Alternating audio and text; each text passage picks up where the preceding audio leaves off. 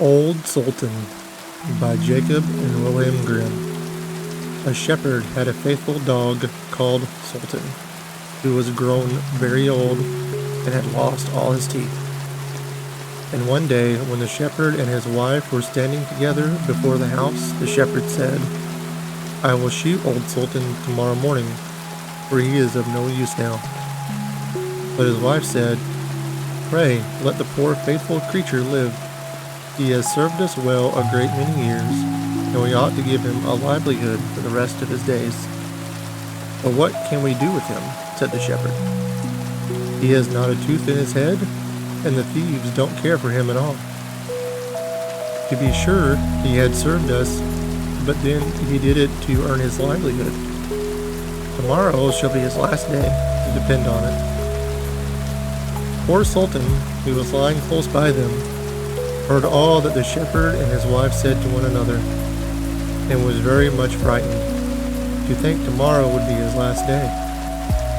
So in the evening he went to his good friend the wolf, who lived in the wood, and told him all of his sorrows, and how his master meant to kill him in the morning.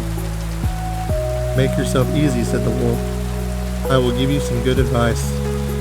Your master, you know, goes out every morning very early with his wife into the field, and they take their little child with them and lay it down behind the hedge in the shade while they are at work.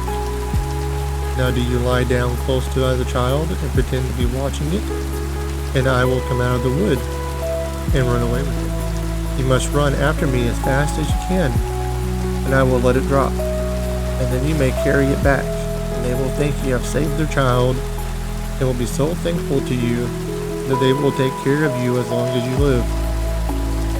The dog liked this plan very well, and accordingly so it was managed. The wolf ran with the child a little way. The shepherd and his wife screamed out. The Sultan soon overtook him and carried the poor little thing back to his master and mistress.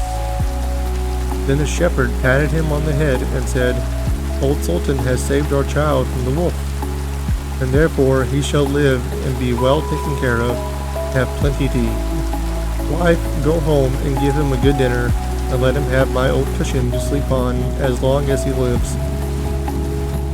So from this time forward, Sultan had all that he could wish for. Soon afterwards, the wolf came and wished him joy and said, "Now, my good fellow, you must tell no tales, or turn your head the other way when I want to taste one of the old shepherd's fine fat sheep." "No," said Sultan, "I will be true to my master." However, the wolf thought he was in joke, and came one night to get a dainty morsel.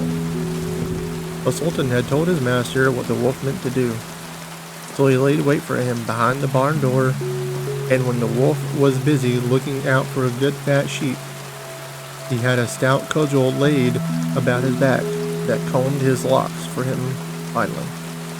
Then the wolf was very angry, and called Sultan an old rogue, and swore he would have his revenge. So the next morning the wolf sent the boar to challenge Sultan to come into the wood to fight the matter. Now Sultan had nobody he could ask to be his second, but the shepherd's old three-legged cat. So he took her with him, and as the poor thing limped along with some trouble, she stuck up her tail straight in the air.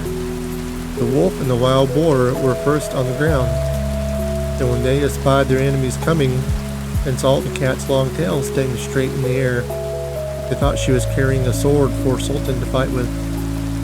And every time she limped, they thought she was picking up a stone to throw at them. So they said they should not like this way of fighting, and the boar lay down behind a bush, and the wolf jumped up into a tree. Sultan and the cat soon came up and looked about and wondered that no one was there. The boar, however, had not quite hidden himself, for his ears stuck out of the bush.